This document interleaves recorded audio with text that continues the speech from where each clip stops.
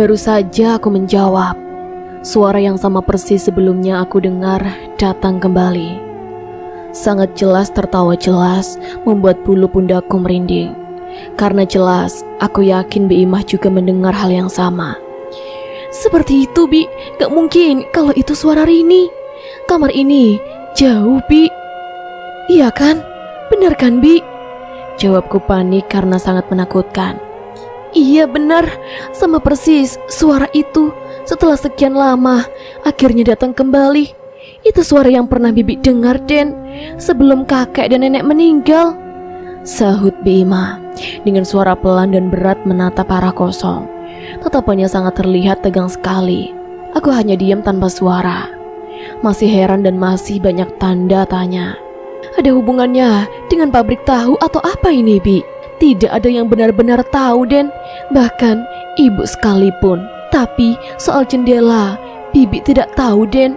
Kalau Aden takut, mending jangan tidur di sini, jawab Bi Imah singkat. Kemudian bangun menutup semua jendela kembali.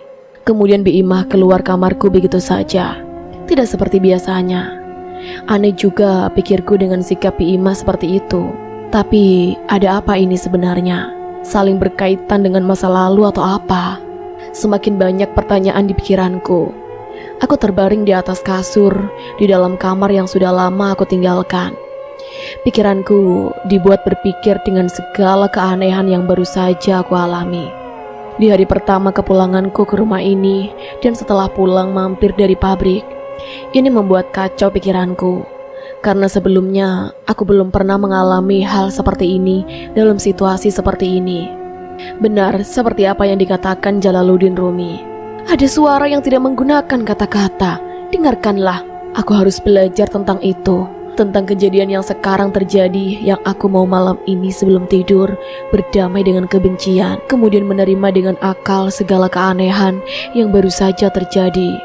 Walau menakutkan sekali, tidak mungkin ini tiba-tiba terjadi jika tidak ada maksud atas kejadian mengerikan ini. Benar-benar penuh misteri. Besok aku harus berbicara dengan Bapak. Pertanyaan apapun yang mengganggu selama ini yang hadir dalam pikiranku. Keanehan pabrik, sosok penghuni, dan segala sesuatu yang ingin aku ketahui.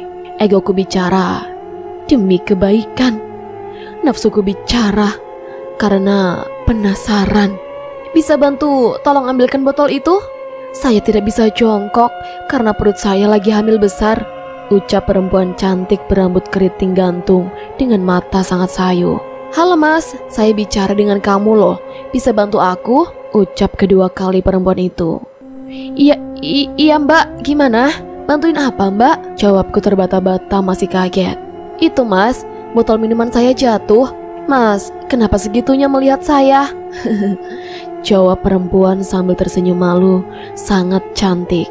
Pandanganku sebelum mengiyakan dan membantu mengambil masih saja tidak bisa lepas dari wajah perempuan yang tidak aku kenal ini. Ini mbak botolnya, jawabku sambil mengosongkan botol. Ah, sakit ini sakit. Perutku sakit sekali mas, jawab perempuan. Tiba-tiba langsung menundukkan badan di lantai. Aku sangat kaget. Apa ini akan melahirkan? Atau kenapa? Karena benar-benar tidak tahu sama sekali. Mas, tolong. Mas, tolong, ucap perempuan itu kesakitan. Aku harus bagaimana mbak? Jawabku dengan gugup. Dan langsung jongkok berhadapan tidak jauh dengan perempuan itu. Tak lama berselang, jeritan perempuan itu semakin kencang. Hanya bicara, tolong sakit. Terus seperti itu berulang-ulang. Darah dari arah antara paha perempuan itu keluar seketika. Darah yang sangat merah. Aku masih belum berbuat apa-apa. Mematung, diam tanpa kata apapun. Sini kamu mas, ucap perempuan itu sambil mengarahkan pisau tajam kepadaku, seperti ingin menusuk punggungku dari arah atas. Mbak, jangan mbak. Salah saya kenapa mbak? Sahutku menahan tangan perempuan dengan pisau di tangan kanannya. Dari teriakan kesakitan, tiba-tiba suara perempuan itu menjadi ketawa yang sangat menakutkan. Aku hanya bisa berteriak sejadi-jadinya dengan kencang, karena pisau itu sedikit demi sedikit sudah mendekat dengan badanku. Ah! Jeritanku menahan dengan sekuat tenaga dan mulai berlinang air mata. Putra, bangun, kamu ini teriak kencang sekali. Udah pagi ini, kenapa kamu ini? Ucap ibu membangunkan Putra. Hah? Iya bu, aku bangun ini. Aku sangat kaget. Kenapa harus mimpi dengan perempuan itu? Dan sudah lama sekali tidak mimpi semenyeramkan seperti barusan. Biasanya mimpi tidak jelas ini jelas sekali. Perempuan hamil, cantik, ingin menusukku. Pikirku walau mata sudah terbuka, masih mencoba mengingatkan apa maksud dari mimpi itu dengan detail. Walau masih percaya itu hanya serbuk tidur, tapi aku harus menyimpan ingatan tentang mimpi itu juga. Masih melamun? Kirain ibu langsung mandi. Cepat mandi, makan. Udah kehabisan banget kamu kelewat sholat subuh. Kebiasaan di sana, ucap ibu mengomeliku. Iya, mau ini. Nanti aku ke meja makan. Bilang sama bapak, bu, aku mau bicara panjang dengannya ya. Jawabku sambil bangun berjalan ke kamar mandi. Iya, tapi harus tenang, jangan pakai emosi. Kasihan bapak, belum sembuh total. Jawab ibu. Selalu kasihan orang lain. Apa kabar diri ibu sendiri kurang lama lagi? Waktu yang sudah berlalu ini bu, ucapku sambil masuk kamar mandi.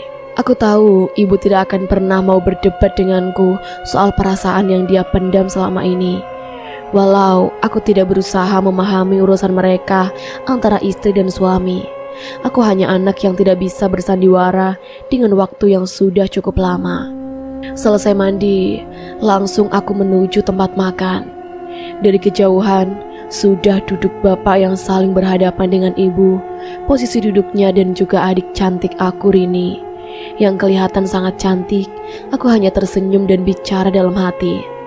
Apa harus menunggu ada masalah sehingga bisa duduk seperti itu? Hei, kamu cantik sekali, mau kemana sih? Ucapku iseng sambil mengelus rambut Rini. Ih, bu, lihat tuh, dia udah mulai genit sama cewek. Udah berapa banyak cewek yang kamu gituin, kak? Tanya Rini sambil ketawa. Sudah Put, ayo duduk sana, kita makan. Baca doa seperti biasa, ucap ibu. Seperti biasa itu, ucap ibu, yang sangat lucu saat mendengar seperti biasa itu.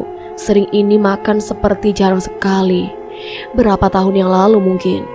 Aku sesekali menatap bapak, masih dengan raut muka yang arogan.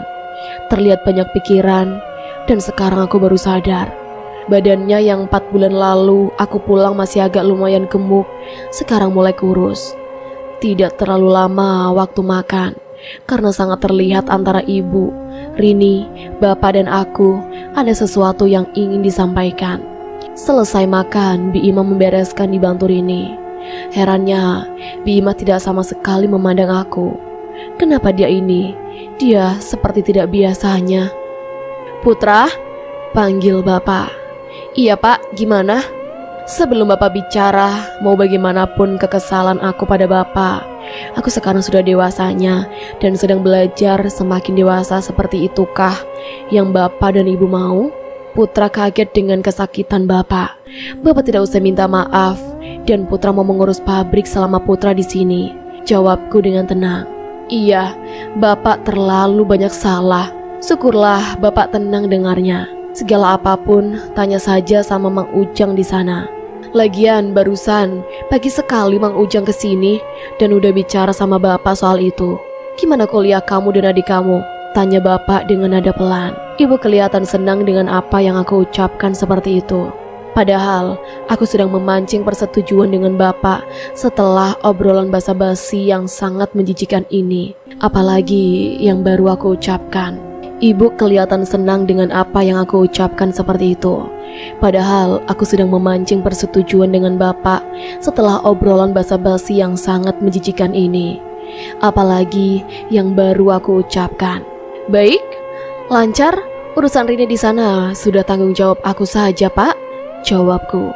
Ya sudah, ibu sama Rini mau ke pasar, Bi Ima ikut juga. Jam berapapun hari ini kamu ke pabrik saja. Itu motor lama kamu benerin dulu ke bengkel, biar buat sehari-hari di sini, sahut ibu. Tak lama setelah aku mengiyakan omongan ibu, bapak langsung bangkit berjalan menuju teras samping yang sudah biasa dia gunakan setiap pagi, diam duduk di situ. Aku tahu betul itu bukan bapak yang aku tahu.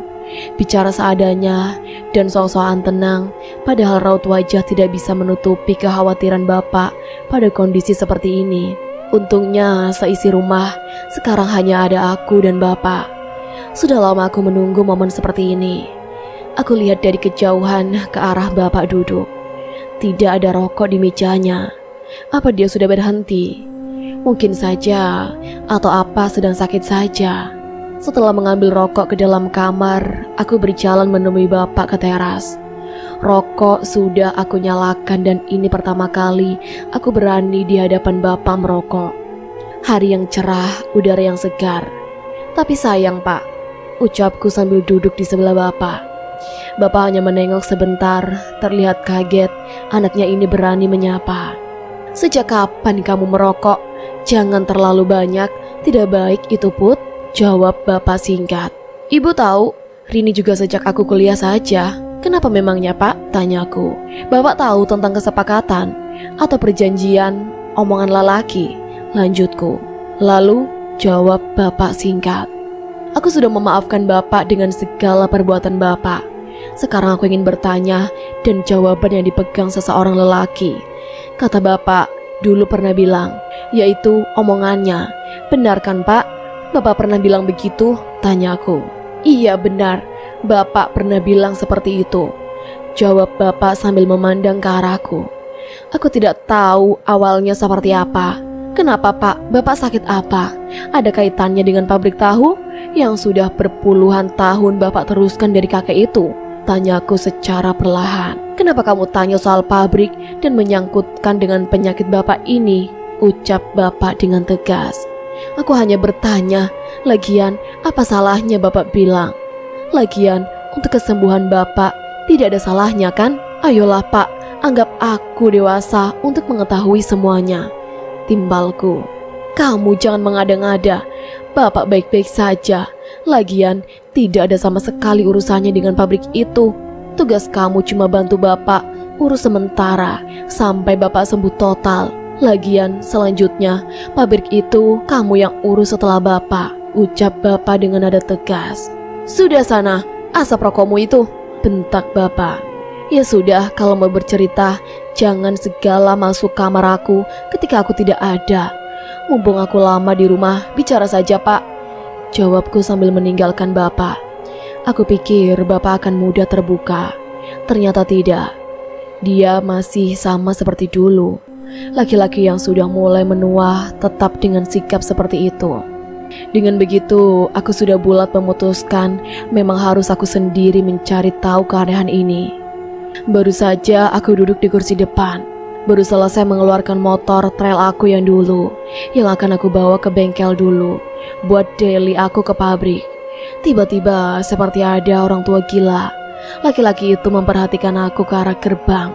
Bergegas sambil menaiki motor, aku sapa dia. Kenapa pak? Ada perlu apa?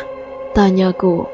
Laki-laki tua yang kelihatan seperti gila itu hanya tersenyum dan melambaikan tangan ke arah lurusan kamar aku. Karena kamar memang mentok ke dinding benteng rumah. Jadi jika dilihat dari depan sangat jelas posisi jendela kamarku. Halo kek, saya bicara sama kakek loh. Ucapku semakin yakin itu orang gila. Lelaki tua itu seketika menatapku tajam dan ketawa terbahak-bahak. Kemudian berkata, kasihan kamu nak, harus bertanggung jawab. Pelan sekali tidak aku respon. Kemudian setelah menutup gerbang, aku tarik gas motorku ini, mengabaikan laki-laki tua itu dengan rambut panjang tidak terurus itu. Karena masih penasaran, belum jauh aku melaju, aku tengok ke belakang dan laki-laki tua itu sudah tidak ada. Siapa dia? Nanti sampai di pabrik, aku tanyakan ke Mang Ujang. Perjalanan dari rumah ke pabrik tidak lama, kurang dari 10 menit. Sampai di pabrik hari pertamaku, menggantikan bapak sekitar jam 9 kurang. Dari halaman gerbang, aku melihat sekeliling. Masih pagi saja, suasananya seperti ini. Tidak jauh berbeda dengan kemarin sore. Karena banyak rimbun pepohonan jati tua. Segera aku parkirkan motor di tempat yang biasa pegawai bapak parkir. Sedari pagi belum melihat HP. Chat grup kelas, anak-anak nongkrong seperti biasa. Tapi tumben ada chat masuk dari Rini yang jumlahnya banyak. Segera aku baca dan aku mengerti maksudnya apa. Rini ingin bicara denganku serius tentang obrolan ibu. Aku suruh saja Rini kesini ke pabrik. Langkah kaki memasuki pabrik. Melihat sekeliling, hanya beberapa saja yang sedang sibuk bekerja. Kelihatan dari jauh, Mang Toha dan Mang Deden sedang menimbang kedelai untuk produksian hari ini. Karena pagi sampai malam adalah proses pembuatan dan malam sekitaran jam 2, tahu yang sudah siap baru dikirim ke beberapa pasar dan pelanggan. Secara keseluruhan, aku sudah paham betul soal pabrik. Sebenarnya tugasku lebih mengontrol keuangan masuk dan keluar, meneruskan saja. Masuk ke dalam pabrik. Assalamualaikum, ucapku. Den Putra, pagi sekali Den, sahut Mang Toha. Iya nih Den, jam segini baru timbang-timbang kedelai gini Den. Sebentar lagi baru dicuci dan dipasak dulu, ucap Mang Deden. Oh iya, tidak apa-apa Mang, aku hanya keliling saja. Mang Ujang mana ya? Jam segini, biasa, Mang Ujang belum pulang dari rumah Haji Roy. Juragan kedelai Den.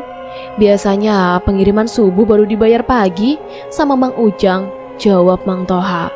Oh begitu ya? Yaudah silakan lanjut Mang, aku paling di belakang dulu. Segera aku berjalan melewati tungku pembakaran dan melewati tempat pencucian yang ukurannya sangat besar. Ada bau yang asing seperti dupa. Aku ikuti bau itu. Ternyata benar, ada seperti kemenyan dan dupa dalam satu wadah di balik tempat pembakaran. Bahkan aku tidak mengerti untuk apa. Tidak lama aku duduk di tempat biasa Bapak menghabiskan waktu di pabrik.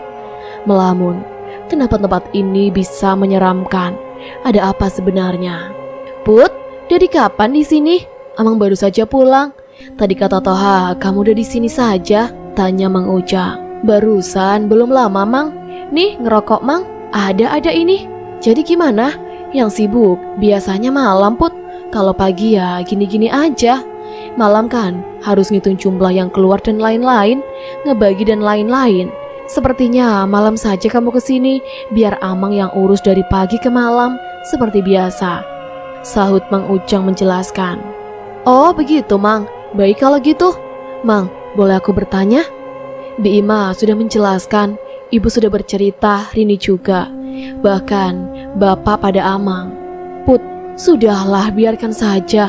Pabrik ini sebagaimana mestinya. Tidak perlu kamu mengganggu mereka yang sudah lama di sini dan di rumah. Lagian, masa lalu dan ini sudah turun-temurun Put. Susah, jawab Mang Ujang yang sudah paham dengan apa yang ingin aku katakan. Oh, begitu. Bisa saja aku tidak berbuat apapun asal aku tahu cerita semuanya seperti apa. Gimana? Setuju? Sahutku memberikan kesepakatan. Cerita apa, Put? Amang tidak tahu dengan apa yang kamu maksud. Bahkan Amang juga tidak tahu apa-apa. Amang hanya bekerja pada Bapak dengan waktu yang lama, jawab Mang Ujang dengan nada terbata-bata.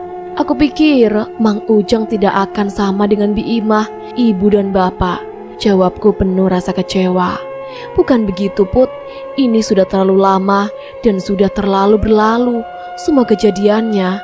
Bahkan Amang beneran tidak tahu apa-apa kecuali bapak, ucap Mang Ujang. Bapak? Iya, aku juga yakin begitu. Ya sudah, anggap saja kita sedang berbicara hal itu Mang. Jam berapa malam ini aku balik lagi ke sini? Sahutku. Setelah obrolan singkat dengan Mang Ujang, aku langsung mengambil buku-buku dan yang lainnya yang perlu aku ketahui soal proses pabrik tahu ini. Iya, sistem pabrik ini masih menggunakan zaman dulu, belum komputerisasi. Jadi mau tidak mau, ballpoint dan buku masih jadi andalan. Segera aku melangkah melewati dalam pabrik ini. Aneh sekali, auranya berbeda. Ini kali kedua setelah membicarakan tentang sisi sensitif pabrik ini, pasti begini. Setelah kemarin dan juga sekarang. Melewati tungku pembakaran aku kaget. Bukan main di siang bolong seperti ini, ada yang meniup kedua telingaku dengan kencang. Padahal hanya ada Mang Deden yang sedang menyiapkan kayu bakar di arah lumayan jauh. Aku melihat sekeliling tidak ada siapa-siapa. Aku lanjut berjalan seperti terus ada yang memperhatikan aku dari berbagai sudut. Ini benar-benar takut di balik keranjang panjang menumpuk di atas memang gelap. Ketika mata mengarah ke sana, ada 2 bola mata putih. Seketika persekian detik aku melihatnya. Segera aku berjalan lumayan cepat menuju parkiran motor. Masih dengan napas yang belum tenang sama sekali. Dan keringat tentunya sudah mulai turun. Masa iya di siang bolong begini? Apa karena aku tadi membahas hal yang sama dengan kemarin? Aku segera pulang menuju rumah. Bima tetap saja sikapnya beda padaku. Rin mengetuk pintu kamar ini. Iya kak, buka aja, jawab Rini. Kakak baru saja pulang dari pabrik. Dan lagi-lagi banyak hal aneh loh Rin. Gini kak, ibu banyak cerita padaku soal pabrik dan segala keangkerannya, jawab Rini. Terus kenapa ibu tidak cerita pada kakak? Kakak bukan orang yang bisa diajak kompromi kak seperti aku. Seharusnya untuk dapat mengobrol banyak, kita kadang harus berpura-pura setuju. Jangan kayak kakak yang selalu bersikukuh keras, ucap Rini menjelaskan. Lantas, ini urusannya dengan makhluk tak kasat mata, Rin. Apa kakak salah pengen semuanya normal-normal saja tanpa harus mengalami keanehan semua ini? Tidak salah, tentu benar. Tapi ini semua ada kaitannya karena ulah kakek kak pada semasa dia mulai mengembangkan pabrik ini setelah buyut meninggal, jawab Rini. Lalu apa yang bisa kakak perbuat? Sayangnya aku tidak tahu cara selanjutnya kak. Intinya di bapak hanya yang meneruskan tradisi sesaji dan lain-lain. Kuncinya di bapak itu yang aku pahami kak, jawab Rini pelan-pelan. Aku hanya bisa berpikir dengan apa yang dikatakan Rini padaku. Memang benar, seharusnya aku jangan terlalu menunjukkan apapun, bersikap biasa saja. Saranku, nanti pas kakak malam kesana lagi kan ke pabrik, tanya Rini. Kenapa kamu bisa tahu? Kakak kan belum cerita. Ibu sudah kasih tahu aku tugas kakak di sana dan lain-lain. Saranku, coba lebih peka dengan keadaan di sana kak. Mereka menunjukkan diri dan lain-lain, mungkin ada maksudnya. Ya, walau menakutkan, siapa tahu jika petunjuk tidak bisa didapatkan dari mereka. Siapa tahu mereka yang goib itu juga bisa jadi petunjuk, ucap Rini menjelaskan. Benar juga pemikiran Rini. Lagian demi kebaikan, lagi-lagi aku harus mengakui Rini lebih tenang menghadapi masalah seperti ini. Aku harusnya bisa, tapi ketika mengalami hal seperti itu, akal dan pikiran jernih kadang tidak bisa dikontrol, harus setenang mungkin. Setelah obrolan selesai, Rini melanjutkan aktivitasnya. Aku segera menuju ruang tengah karena sudah tidak terasa hari ini mulai siang sekali. Pikirku tidur siang sebentar untuk menanti malam bisa menjadi solusi. Sore pertama di hari kedua kepulanganku, masalah satu persatu bermunculan. Aku tidak menyangka lambat laun berada di suatu masalah yang tidak aku inginkan sama sekali. Segala satu persatu isyarat belum bisa aku rangkum tentang apa yang sebenarnya yang akan terjadi. Dan kenapa keinginan tahu tentang misteri pabrik ini bukan semakin reda, malah semakin deras. Tapi aku selalu percaya, good things are coming down the road. Just don't stop walking. Iya, aku harus terus berjalan. Mungkin ini adalah salah satunya yang nantinya akan lebih mendewasakan aku. Den, ini kopi sengaja Bibi buatkan buat Aden, sahut Bi Ima. Iya Bi, makasih. Aku minta maaf soal kejadian kemarin malam di kamar. Jika Bibi tersinggung dengan sikap atau omongan aku, maaf ya Bi, ucapku. Harusnya Bibi yang bilang begitu. Bibi hanya tidak mau Aden ada dalam masalah apapun, Den, sahut Bi Ima. Aku ingat omongan Rini sebelum tidur siang barusan. Aku harus pintar memainkan peran. Tapi rasa bersalahku pada Bi Ima tulus. Makanya aku sampai meminta maaf. Tidak apa Bi, aku sudah tahu merasakan keanehan di pabrik tadi pagi. Malam ini aku mulai menjalankan tugas Bapak, didoakan saja ya Bi, ucapku dengan pelan. Bibi percaya Aden bisa, tapi ingat pesan Bibi, tidak semuanya harus jelas pada suatu masalah.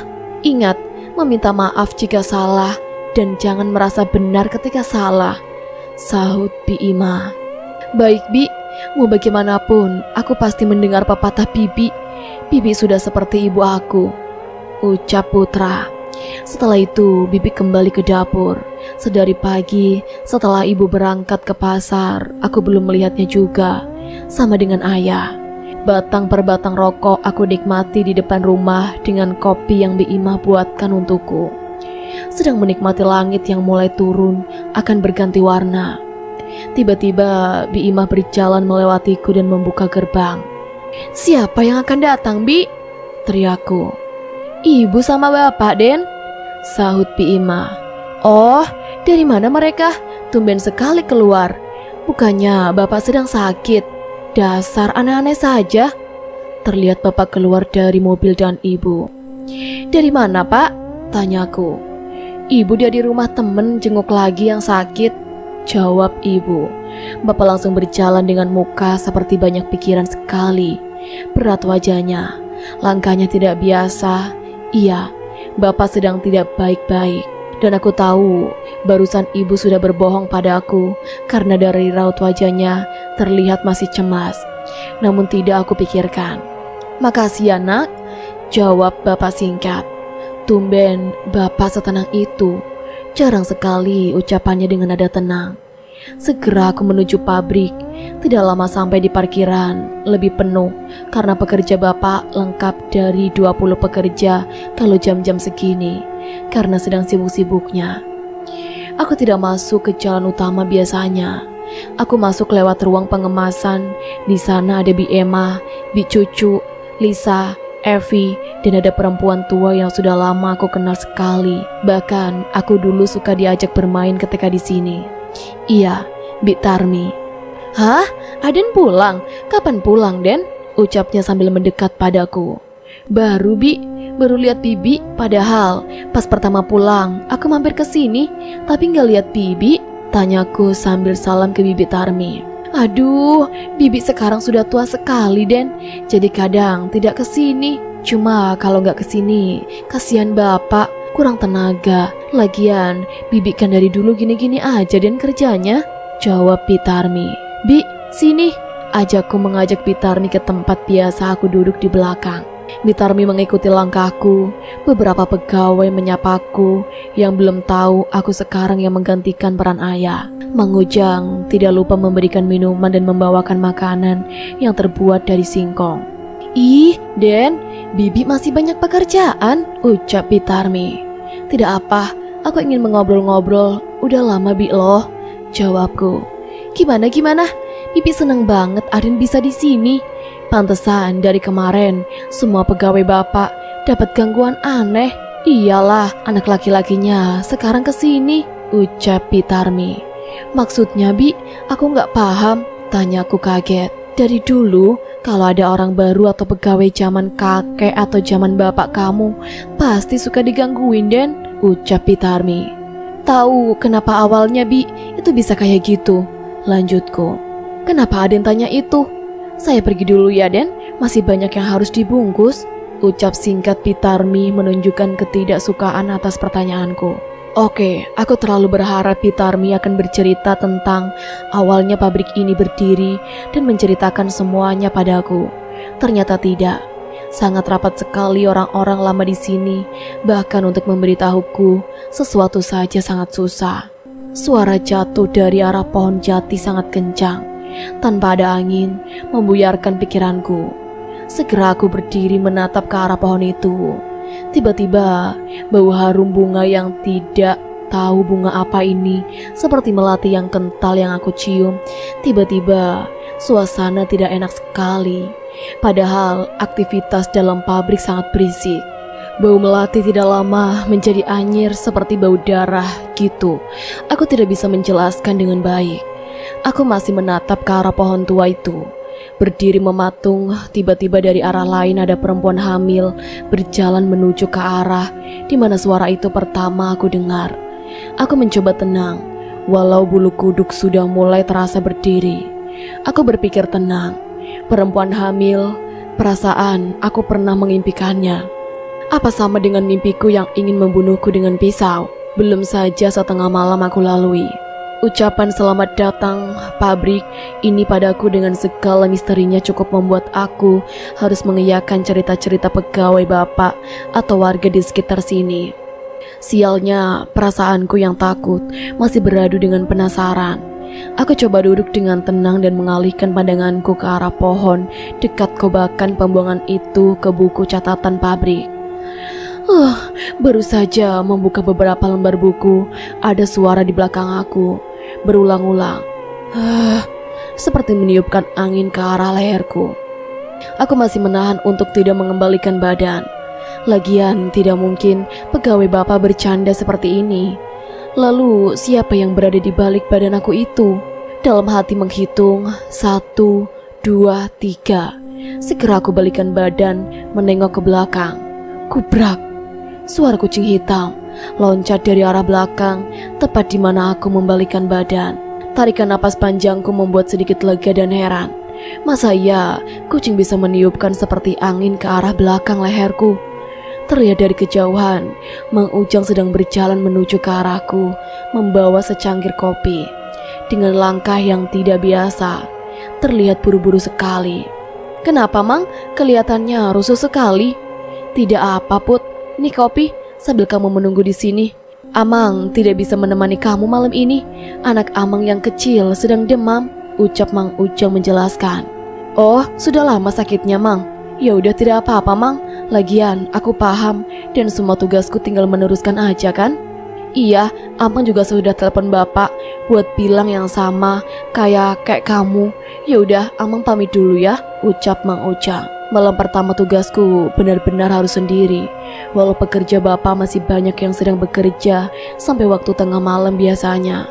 Rumah Mang Ujang yang aku tahu memang di kampung sebelah, lumayan 30 menitan dari pabrik ini. Aku hanya berjalan mengelilingi pabrik sambil melihat proses pembuatan tahu ini. Melihat jam masih jam 22.00 lebih.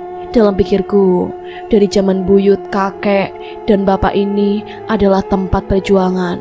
Perjuangan membesarkan usaha ini yang hingga membuat aku mendapatkan kehidupan yang layak. Setelah berkeliling, aku kembali ke teras belakang pabrik untuk duduk sambil menikmati malam yang semakin hangat. Suasana di sini sekarang jauh lebih baik. Beberapa batang rokok satu persatu aku nikmati.